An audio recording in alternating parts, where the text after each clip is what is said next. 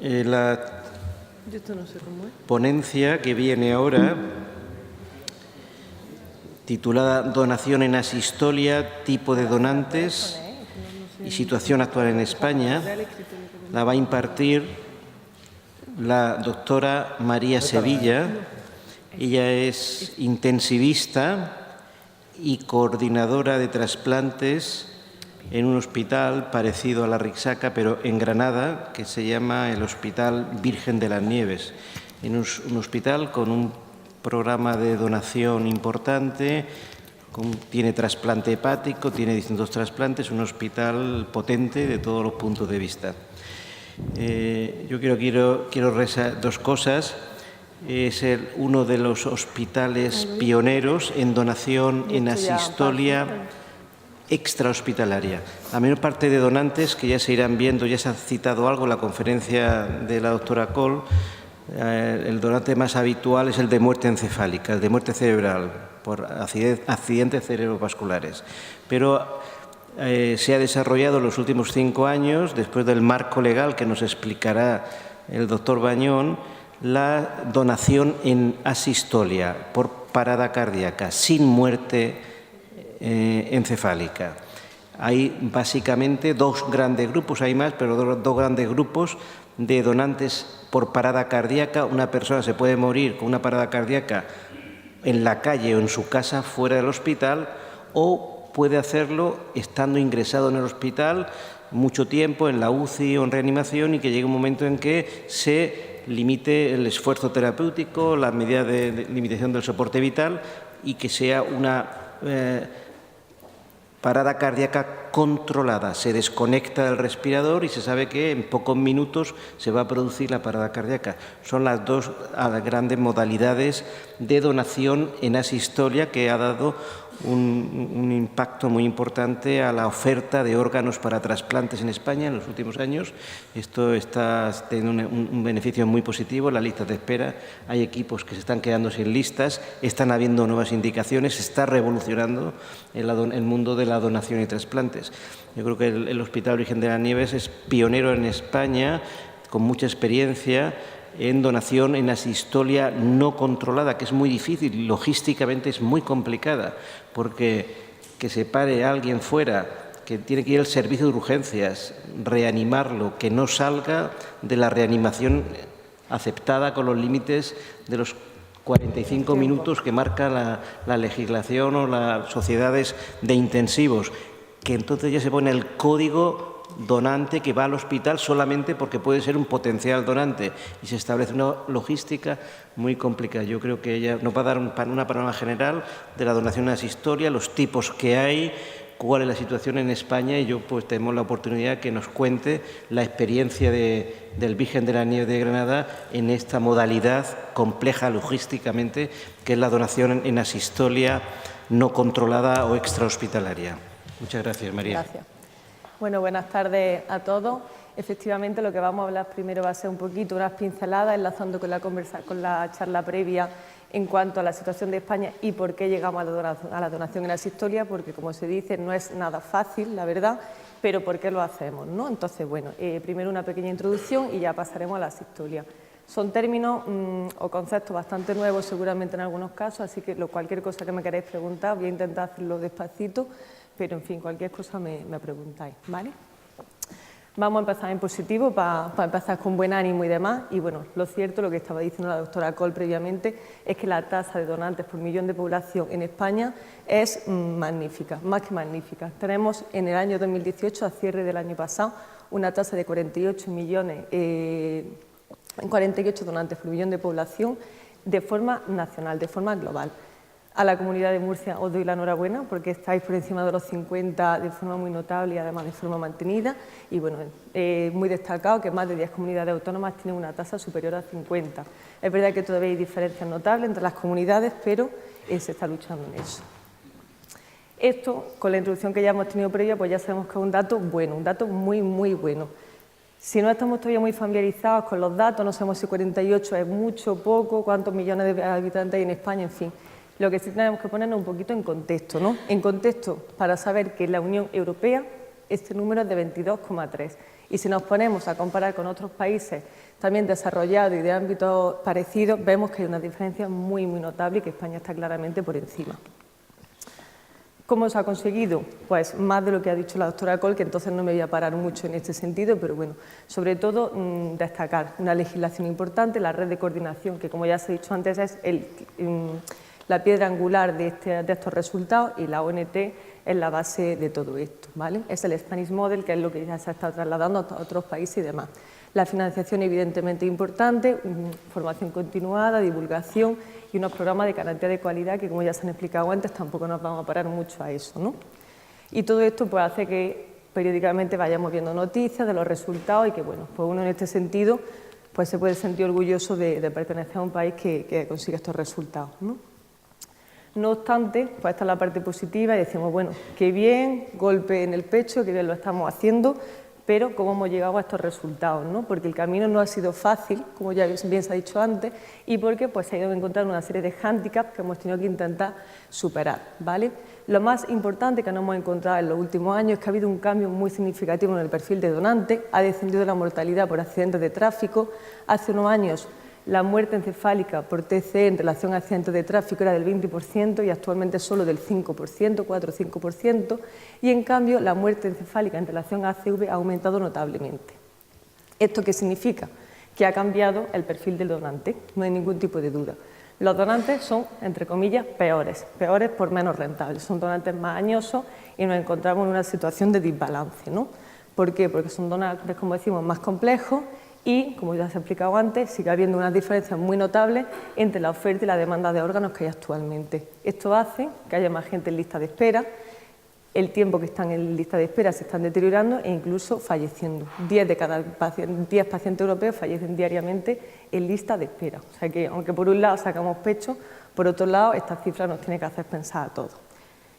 Y bueno, decimos, estamos bien, pero tenemos esto. ¿Cómo se consigue? ¿Qué hemos llegado a esto? Pues por la ONT. Como ya se ha dicho antes, el Plan de Donación 40, que se implantó en 2008 y que tenía una serie de objetivos.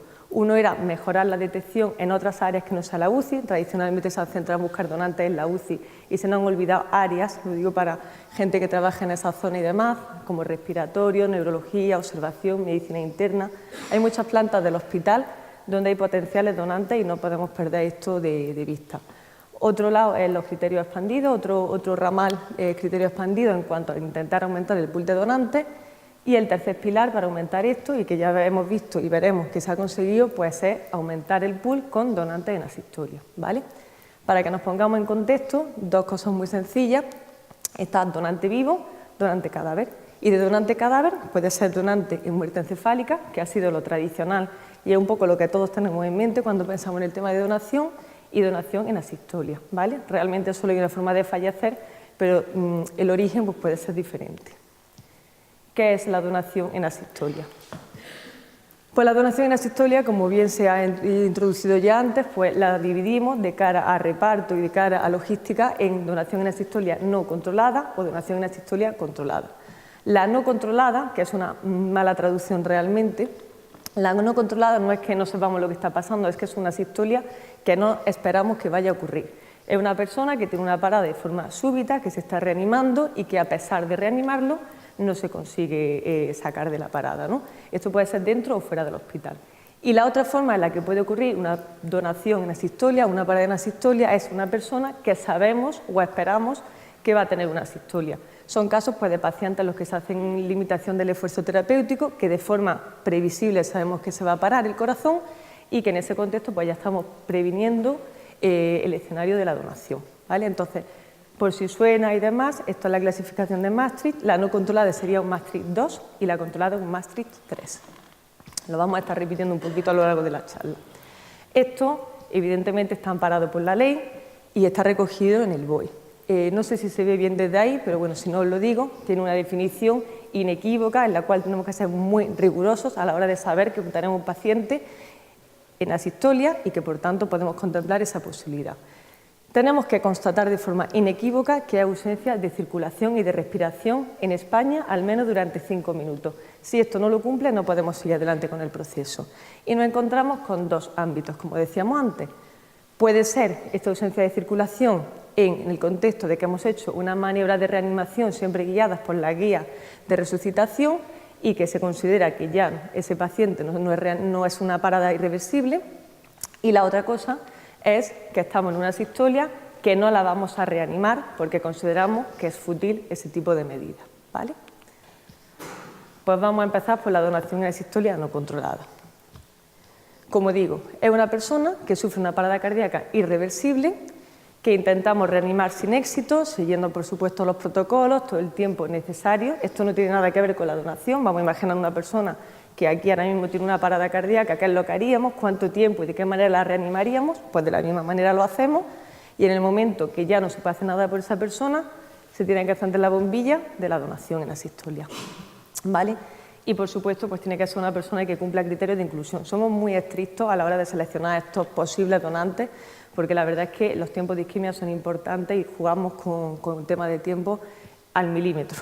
Entonces, hay muchos escenarios, yo he puesto aquí uno, ojalá que no pase, pero hay uno que a lo mejor nos es más o menos familiar, ¿no? Esta imagen que llama la atención y que vemos con cierta frecuencia, ¿no? Pues una persona joven, a priori sin antecedentes significativos que contraindiquen la donación, que tiene una parada, que se reanima, que se hace todo según la guía y que en este contexto, en un campo de fútbol o donde sea, llega un momento en el que no podemos hacer nada por esta persona. Entonces, bueno, se llama al juez, se echa una sábana por encima, lo que haya que hacer, o encendemos la bombilla y decimos, esta persona no se puede hacer nada, pero a lo mejor esta persona quiere y podría ser donante. Y de hecho es obligatorio cumplir sus deseos, ¿no? Es una situación muy estresante, nada más que hay que intentar figurársela por un momento, pero es muy gratificante. ¿Qué es una parada cardíaca irreversible? No es que yo soy coordinadora y quiero conseguir órgano y ahora esto no lo reanimo porque, ¡jo, qué buen hígado tiene que tener! No. Es que yo sigo las guías, de hecho, estas decisiones se toman de forma independiente absolutamente a la coordinación. En nuestro caso, bueno, yo voy a hablar de la situación de Granada, ¿no? De Andalucía, aunque bueno, en Madrid es otro equipo de extrahospitalaria. Aquí en Murcia no sé si es 0,61 lo que hay. ¿Qué hay en Murcia? Sí, pero de extrahospitalaria me refiero. 0, eso. Vamos a imaginarnos que se implantara el sistema aquí. Pues sería el caso del 0,61, pues que está de forma extrahospitalaria o intrahospitalaria también, en los médicos que estén a cargo del paciente, pues lo están reanimando. Se aconseja por las guías a los 20 minutos de asistolia plantearse no seguir reanimando porque posiblemente eso no va a ningún lado, y que una vez que se interrumpan estas maniobras de RCP, pues pensar en la posibilidad de donación, ¿vale? Y trasladarlo por tanto a un centro especializado con esto. Esto es pues lo que digo, la donación de sistolia no controlada, que en nuestro hospital o nosotros en concreto lo llamamos código alfa, pero bueno, que eso cada uno tiene su nombre. Os voy a explicar cómo lo hacemos nosotros, ¿vale? Ya sé que aquí no está, pero vamos a imaginarnos la situación de que fuera el 0,61 o el que fuera, ¿no? O ponernos en situación. Bueno, pues como digo, una parada cardíaca que es una parada presenciada. Es muy importante que sea presenciada por el tema de los tiempos. Si queréis luego un poquito más adelante hablamos del tema de los tiempos, por qué somos tan estrictos y por qué a veces hay que descartar donantes si decimos que vamos a pasar de tiempo, pero es que la isquemia la sufre muchísimo y sobre todo algunos órganos. Entonces en este tema somos, como digo, muy estrictos. Tiene que pasar menos de 15 minutos desde que lo empiecen a reanimar. En nuestro caso solamente pacientes que son reanimados por un equipo experimentado en RCP, no cualquiera, porque no podemos asegurar la calidad de esa perfusión. Se hace una resucitación, se considera que la resucitación es infructuosa, según criterio del equipo que está atendiendo al paciente. Nosotros ahí es que ni sabemos lo que está ocurriendo todavía. Y entonces, una vez que ellos consideran que ya es infructuoso continuar con las medidas, pues se activa el coordinador de trasplante. Cuentan lo que hay. ¿Por qué? Porque no todos los casos podrían a priori ser posibles donantes. Tienen que ser, como digo, pues pacientes muy seleccionados. Nosotros ponemos el límite de 60, bueno, nosotros en España, límite de 60 años, incluso se baja para según qué órgano, y tiene que tener una serie de condiciones que aseguren que la viabilidad de los órganos va a ser adecuada. Nos cuentan lo que es, pues a priori pues podría ser un posible candidato, ¿de acuerdo? Todo el mundo corriendo al hospital. Por lo que digo, esta es la parte quizá peor de estrés y demás, porque esto te exige que estés a 20 minutos del hospital. Entonces tú estés lo que estés haciendo, pues tienes que ir corriendo al hospital por el tema de los tiempos. Mientras tú vas al hospital, activas el resto de los equipos y demás, están trasladando al posible donante, llegamos al hospital, nosotros lo tenemos centralizado en uno de los hospitales de Granada y ahí pues constatamos la muerte. Hay pocos casos, pero en algunos casos durante esos minutos pues ha habido algún indicio, algún latido y tal de resucitación, que luego al final todos han acabado de muerte encefálica, pero bueno, había algún caso que como no tenía criterios de muerte por criterios cardiocirculatorios, se ha desestimado y se ha salido de protocolo, ¿no? Vamos a ponernos lo más frecuente, que es que constatamos que el paciente está muerto por criterios cardiocirculatorios. Iniciamos la preservación. Y esto es importante que quede claro. Se inicia la preservación, que no la extracción. En nuestro caso, la preservación es la canulación, porque esto se hace con ECMO, que es perfusión abdominal normotérmica. Entonces, lo que se hace es que se cogen unas cánulas, de la misma manera que si se coge una vía central o se pone un tubo o se hace otro tipo de procedimiento, y no lo hacemos porque nos apetece, sino lo hacemos también amparados por la ley y por la presunción de que esa persona quisiera ser donante, que no pierda su deseo de ser donante, ¿vale? En este sentido, la verdad es que es muy importante lo que se decía antes, el trabajo con jueces y forenses, que sepan lo que se hace, porque si no es difícil que puedan apoyar estas cosas, pero nosotros enviamos un fax al juez y si en 15 minutos no ha dicho que no, se supone o se entiende bajo la ley que se puede hacer la preservación, ¿vale? Que como digo es ponerle unas cánulas, no es más que eso. En ese paso de tiempo pues se van sacando analíticas, va estudiando al donante, porque es una persona que es que tú no conoces más que un poco el aspecto físico que tiene la persona y si tiene alguna historia del hospital, pues los antecedentes que pueda recopilar mientras tanto.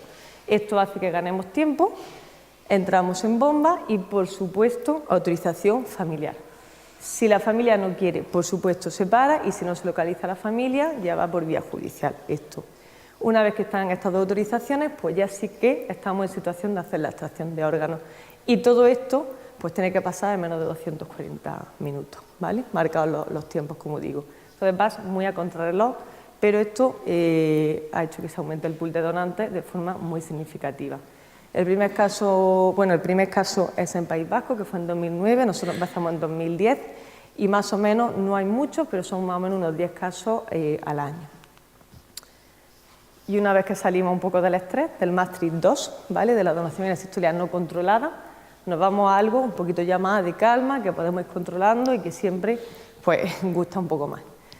¿Qué es la donación en asistolia controlada? Pues la que nosotros sabemos que el paciente va a tener una parada cardíaca inminente o que podemos prever cuando la va a tener, ¿no? ¿Qué pacientes serían estos? Pues pacientes a priori ingresados en UCI, aunque, insisto, no solo los pacientes ingresados en UCI. Y normalmente el perfil de este tipo de potenciales donantes pues son pacientes con lesiones neurológicas devastadoras, daño cerebral catastrófico, enfermedades musculares degenerativas, pulmonares, cardíacas en fase terminal, en las cuales estamos en una situación, como digo, terminal irrecuperable, que tienen un soporte que no va a entrar en muerte encefálica o no es previsible que lo haga y que el equipo médico, al margen de la coordinación, decide que en ese paciente hay que aplicar medidas en cuanto a limitación del esfuerzo terapéutico.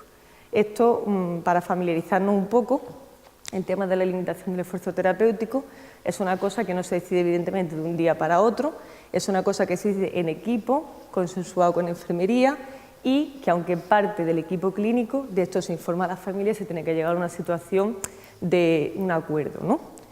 Entonces nos ponemos en la situación pues, de un paciente que tiene pues, una encefalopatía anóxica, ¿no? Por ejemplo, que sabemos que el pronóstico funcional de ese paciente es infausto, que desde la parte médica se decide que no tiene sentido seguir con ventilación mecánica con ese tipo de paciente, de acuerdo y por supuesto explorando las voluntades de la persona y de lo que esa persona hubiera querido, y esto se comunica a la familia y una vez que se llega a ese acuerdo pues se limita a este paciente.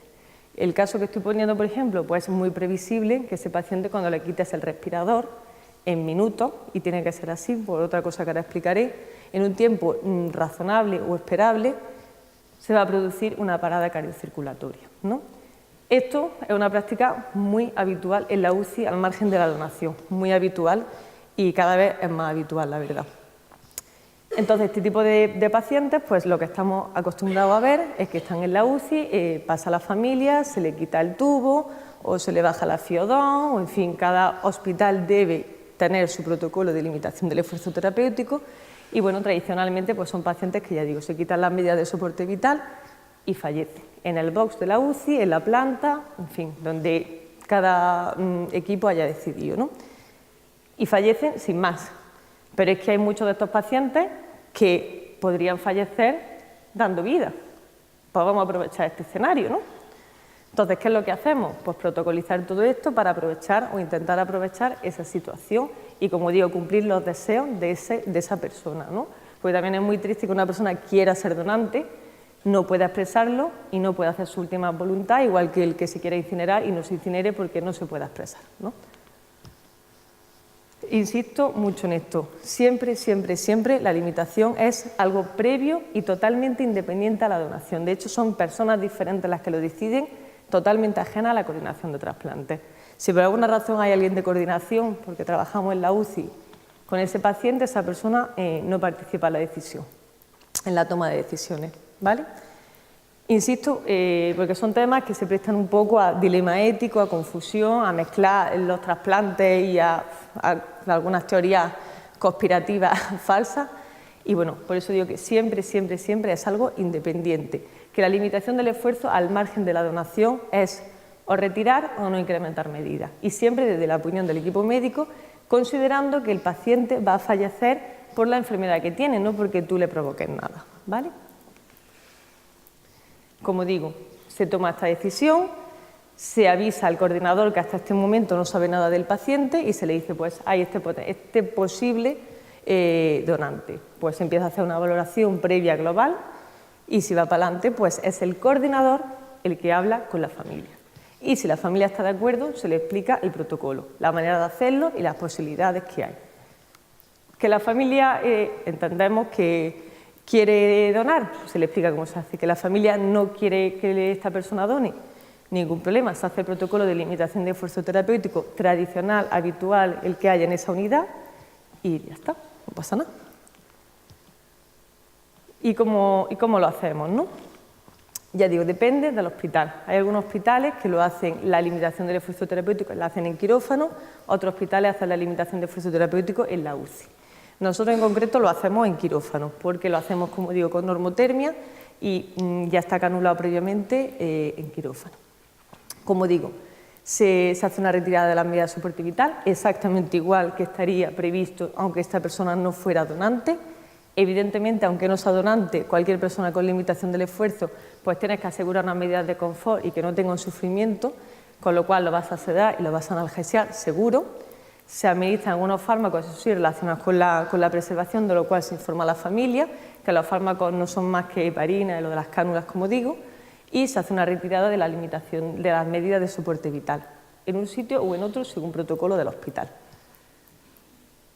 ¿Qué puede pasar? Que la parada cardíaca sea previsible, para esto hay una escala, sea previsible que se produzca en menos de 120 minutos. Si estamos en este escenario es cuando nos podemos plantear que esta persona sea un potencial donante.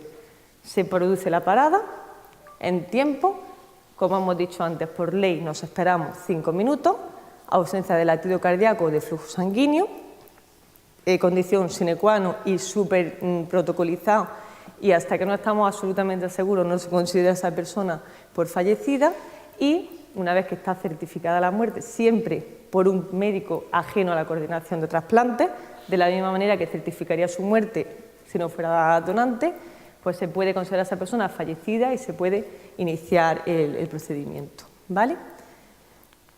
La otra posibilidad es que la persona, se le explica a la familia, creemos que se va a parar, bajamos al quirófano en nuestro caso, no se para o se para pasado tiempo, ¿no? Por el tema de una hipotensión ya funcional.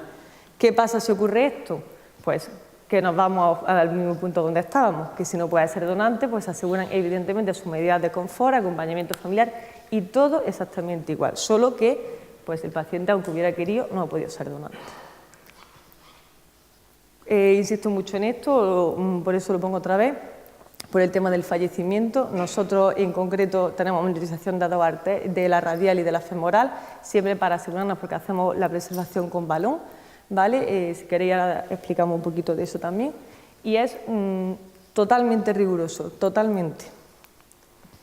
Y bueno, esto evidentemente, como estaba diciendo antes, pues está dentro de los protocolos de cada hospital, de cada comunidad y demás.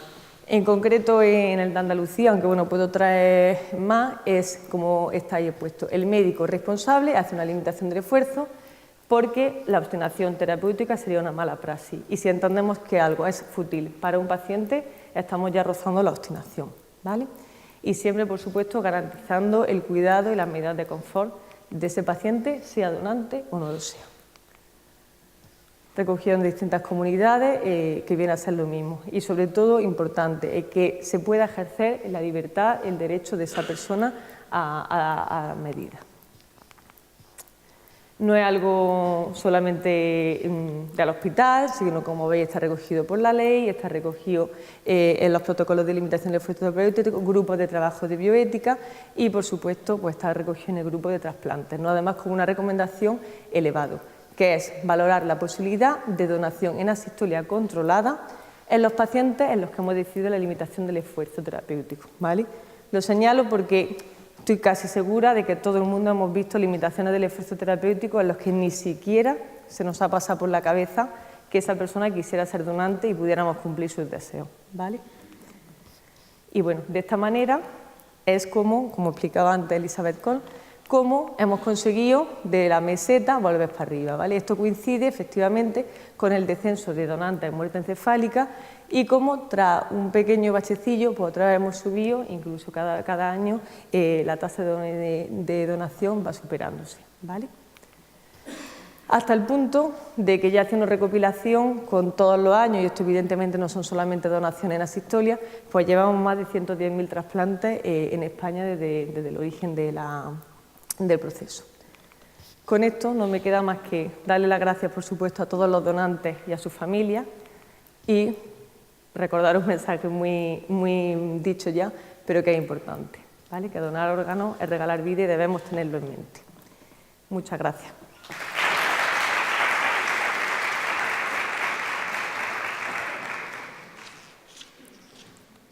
Cualquier cosa que me queráis preguntar.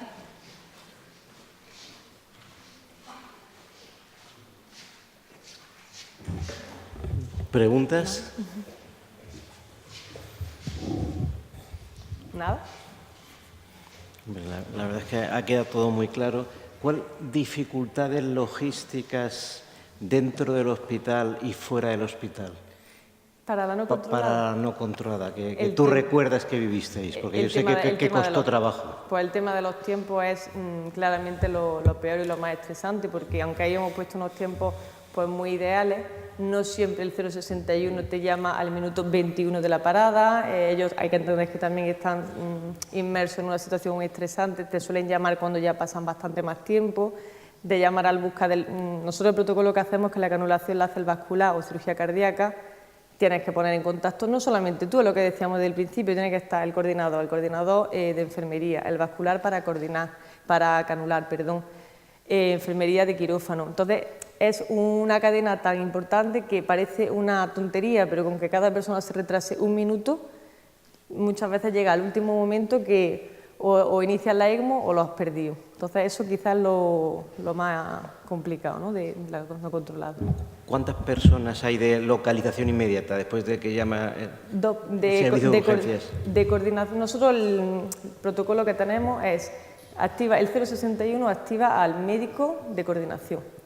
Si el médico de coordinación da el ok, primero llama al enfermero de coordinación, el enfermero de coordinación llama al vascular y a la enfermería de quirófano y nosotros por otro lado llamamos a los médicos que están en la UCI del hospital donde los centralizamos todos, pues para avisar de que va a llegar un donante, porque tienen que tener camas, siempre intentamos tener una cama prevista, pero como digo, una situación así un poco espectacular, con el cardiocompresor, en fin, y todo el tema de las prisas siempre. Entonces, 2 de coordinación y esos 2 van haciendo llamadas ramificadas. ¿Y en ese proceso habéis tenido alguna vez dificultades de comunicación con el juzgado de guardia? No, la verdad es que no hemos tenido ningún problema. Yo creo que porque se ha trabajado mucho el tema de la formación con jueces y forenses. En algún momento sí que es verdad que ha podido, siempre que había alguna persona que no tenía en ese momento mucha formación y demás, sí que ha podido haber cierta duda, pero cuando se lo hemos explicado todo y de la manera transparente que es, no nos han puesto en ningún caso ningún tipo de objeción. Ninguna. ¿No hay preguntas de verdad?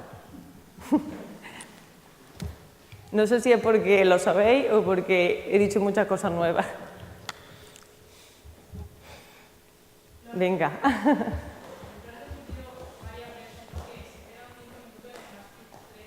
Y también en el Maastricht 2. Para decir la muerte cardiocirculatoria, 5 minutos. Vale, tras esos 5 minutos salís corriendo al quirófano. ¿O bueno, hacéis algo para mantener...? Pues depende del contexto en el que estemos, ¿no? Si estamos en la no controlada, lo que decía, el paciente va trasladado por el equipo de extrahospitalaria y va, no sé si habéis visto un cardiocompresor, y nosotros utilizamos uno que es Lucas, que lo que hace es un masaje cardíaco externo, ¿no? Va con eso y con un tubo, un respirador.